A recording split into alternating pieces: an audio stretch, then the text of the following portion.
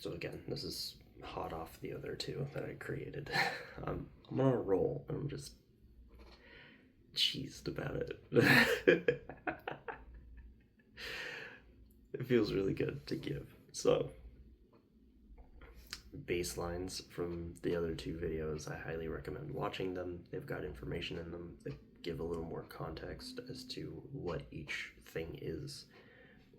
The first one is about the baseline, which is masculinity is a giving state, being, everything. Two, that there's an innate distortion, but there's also a higher, more divine right to being masculine because it does have the previous what of it being a giver.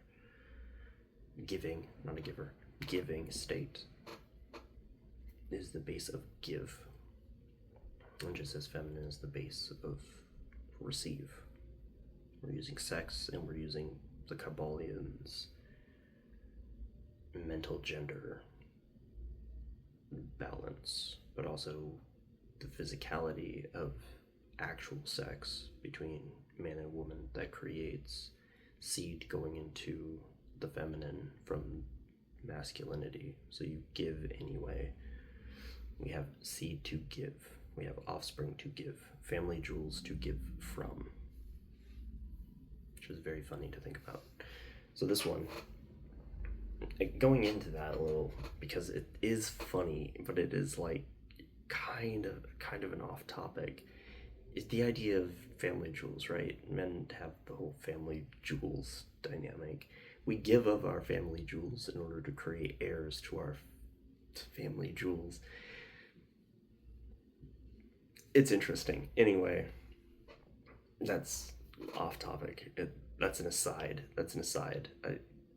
It has a lot to do with divine right as well, because family and divinity, they kind of play hand in hand. So it's not too far off track, actually. Now that I'm really letting it sink in, I really received that. This one is going to talk more about the divine right, because I touched on it a little bit in the other one. In relation to access to self. Access to self is massive. Access to self is the most prominent thing that most men feel like they don't really have.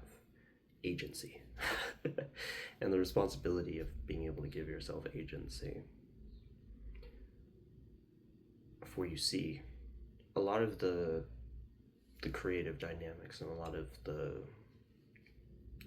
forethought, I suppose, of our actual physical forms is that they do play out very specific roles. They do have very specific dynamics, and they do go through things.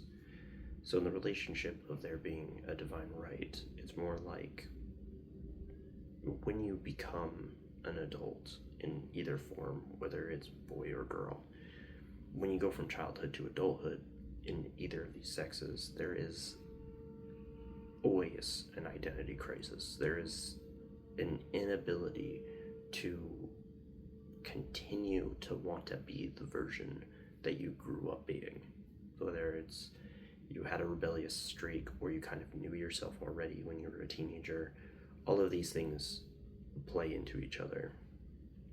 For those who knew themselves pretty well and had a pretty baseline experience of yourself, that you didn't really need to rebel because you can kind of accept your childhood, but you can also accept moving into adulthood. Good on you. That one is not necessarily the easiest for people to land. For those who more or less blacked out when it came to going through your teenage age into adulthood, barely remember your childhood, welcome. You're just as welcome here as anyone else. And for those who kind of knew they were a tyrant, kind of knew they were a mess, and just kind of rolled with it, good on you. Welcome. Because it is interesting that there's not one unified experience of becoming an adult. There is no one experience that's better than the other. They're all experiences that we've had. It doesn't necessarily mean you remember them. which is a very huge caveat because there's plenty that we just don't talk about when it comes to moving up from childhood into adulthood. And it's kind of just like you're thrust into this world of responsibility. Have at it. Like there's such a huge, massive interruption between being a child to being a teenager to then being an adult. Your level of responsibilities goes from like it is a what you're born at the 0 grade, right, along the bottom of the graph, and then it just ratchets it up like, oh yeah, you're responsible, you're getting a little more responsible. I'm not going to trust you that much because you're still a child, because you're a teenager. Oh, look at that, you graduated, now you're responsible for everything. There is historically, right, right, we can talk to historical accounts. Usually there was this time of maturity, right? There's this time to get to know yourself as an individual. You're either working on the farm, or you're an apprentice to something or to someone, or you're squired. We're going that far back. And that medieval aspect of it, right, it hasn't really changed. Like in the great gilded age of the industrial complex of anything, literally everything, the massive corporations and massive businesses and all these massive things that believe themselves to be important, they all are this new frontier of, hey, this is what it means to be a man, getting a job early, getting your military career. I would say going overseas and stuff like that, but that kind of gets tied into like military and other things. Religion, right? You grew up religious. You're being sent off as a man, specifically as a man, to experience the world, and then to come back and get married and create a homestead. And many arrows to draw with that one. Many arrows. Is it important right now? No. Drawing those arrows can wait. I mean, I'm in divine right. I'm in divine right now. However, all of these experiences are the idea that you're moving on to something higher, right? Like you move into the military, you're moving into purpose, you're moving into serving your country, you're becoming a service member to society. Same too with jobs, but for whatever reason, jobs are kind of like left in this kind of weird nebulous relationship with the other two. Like either you're God's chosen, or you're a military weapon that will be broken and then reformed into a man, or you're gonna become a righteous man. But you're working, you're doing the work. Cool. We're proud of you, but also you should be doing more with your life. But also we need you. Make up your mind. Anyway, can't all be winners, I guess. The relationship of this, right? Why is there a divine right? The baseline is masculinity. It's giving. Okay, cool. We have a distorted state that's likely a product of our upbringing, whether or not intended or unintended consequences of that upbringing, right? So why divine? Divinity is this all-consuming thing. It's this thing that is made more complicated by the legacy that it led, right? It's usurpation, it's terrorizing, it's violation and violence, it's terror and dominance, it's again, like homesteading, but the idea of like this grandstand of like pinnacle religious insight that you can get people to kill each other over religion. Cool, we kind of knew that already, but it doesn't mean that your God is cooler than mine. Mine has wings and a sword and a shield and flames come out of him when he pees. Kind of cool, right? Anyway, I have an image of him. My OC God. The OC God relationship. Anyway, onward, shall we?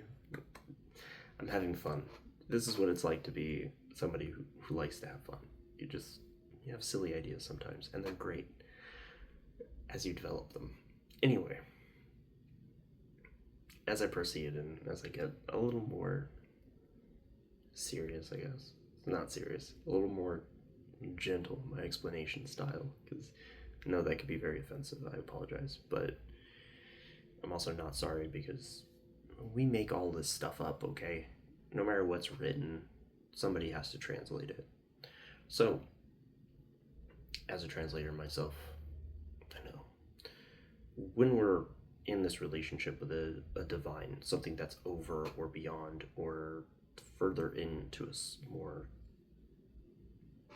I'll use whole and complete. Divine is, as a right, it is the ability to hold yourself as complete, whole. You're embodying something, you're being that thing, because it's Christ-like, right? Like the relationship of religion is this idea that you can wear God as your armor, you will be Christ-like in your actions, do all of those things. You will walk through the valley of the shadow of death, which is usually just the shadow of death is us and our experiences and our distortions. That's how I translate it. It's pretty cool. It's pretty sick that way. So that's the translation I'm going with. If you have a different translation, cool, keep it. But this is just to further a point about divinity. It is your ability to walk through your own shadow, your own distortion, and all of the things that are going on so that you can make it to the other end and actually live the experience that your shadow of death is telling you will kill you if you are going to pursue that end. Because there is a relationship in which we are constantly growing out of our own pain, out of our own discomfort, and we're discovering what we really care about. If you lived an entirely comfortable life, I challenge that. I doubt that you have a comfortable life all the way through, from childhood all the way to adulthood. Even if you're wealthy, you can stuff it. I know that it was not comfortable for you, because it's not meant to. Nobody is riding through life in this absolute unquestioning bliss. Yes, that could be a feature of your experience. Yes, that can be a little side detour of your life, but that will never be like the main core of your life. It comes with discomfort, it comes with pain, and divinity is a way of being able to walk through that without taking it personally.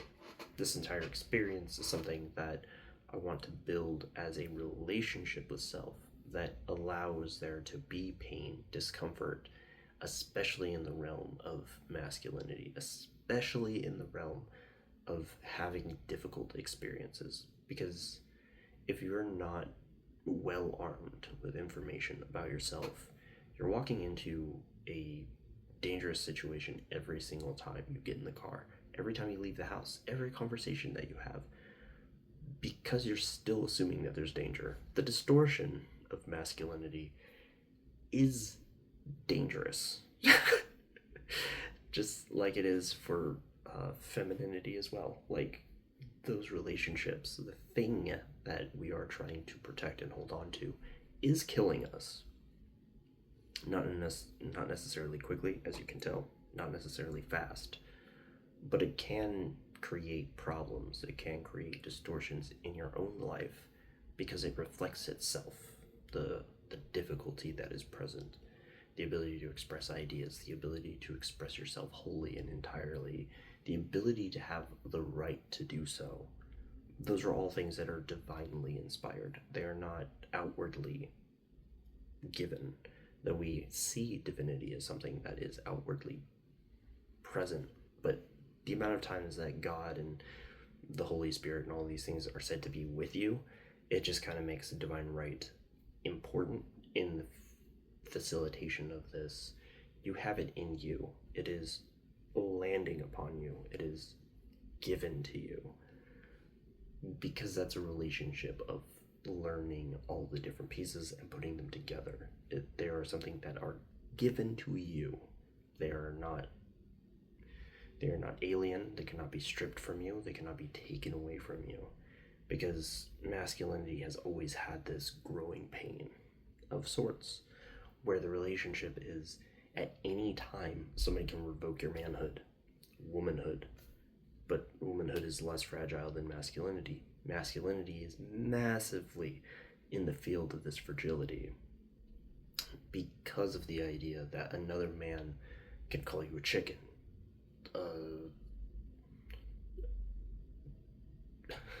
It's like a cat or a female organ, but either way that works. They'll call you some kind of name. They'll call you a flower. They'll call you a bundle of sticks. They'll call you happy. Those relationships, if anybody knows what those words are, good on you. If you don't, they're just different different ways of looking at very popular words.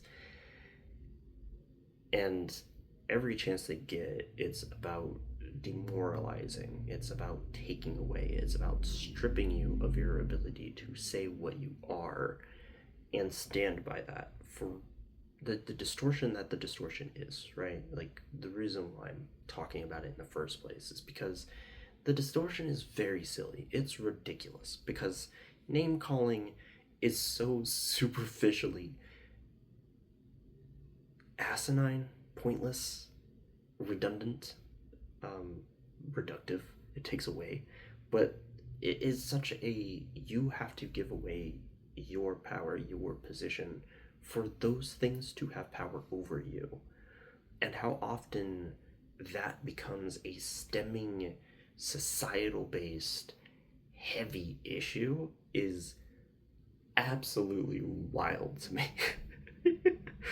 Because it's massive, right? It's massive. There's a massive, near disproportionate level in which masculinity is so fragile that it doesn't allow for other people to be there to experience each other emotionally, mentally, to be in a physical discomfort around another man crying, or another man experiencing his emotions, or another man being, just absolutely with himself, without judgment and without the fear of being judged for having that experience.